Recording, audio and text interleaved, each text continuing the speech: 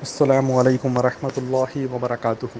کلمہ شہادت کی طاقت اور اس کی اہمیت۔ عبداللہ بن عمرو بن عاص رضی اللہ تعالیٰ عنہ سے روایت ہے کہ رسول کریم صلی اللہ علیہ وسلم نے ارشاد فرمایا کہ قیامت کے دن اللہ عز و جل میری امت میں سے ایک شخص کو جدا کرے گا اور اس کے گناہوں کے 99 یعنی 99 دفتر کھولے جائیں گے۔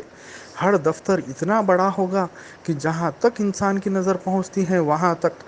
پھر اللہ عز و جل فرمائے گا کہ کیا تجھے اس میں سے کسی بات یعنی کسی گناہ کا انکار ہے؟ کیا میرے لکھنے والے محافظ فرشتوں نے تجھ پر ظلم کیا ہے؟ وہ عرض کرے گا نہیں یا رب۔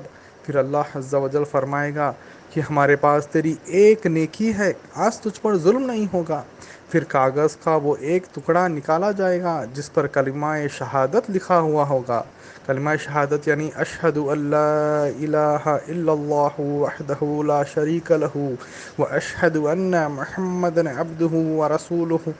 اللہ عز و جل فرمائے گا کہ میزان کے پاس حاضر ہو جا۔ وہ کہے گا یا اللہ، ان کثیر گناہوں کے دفتروں کے سامنے اس چھوٹے سے کاغذ کا کیا وزن ہوگا؟ اللہ عز و جل فرمائے گا کہ آج تجھ پر کوئی ظلم نہیں ہوگا۔ تو آپ صلی اللہ علیہ وسلم نے فرمایا پھر ایک پلڑے میں وہ 99 دفتر رکھے جائیں گے جو گناہوں سے بھرپور، اور دوسرے پلڑے میں کاغذ کا وہ ایک ٹکڑا رکھا جائے گا جس میں کلمہ شہادت ہوگا۔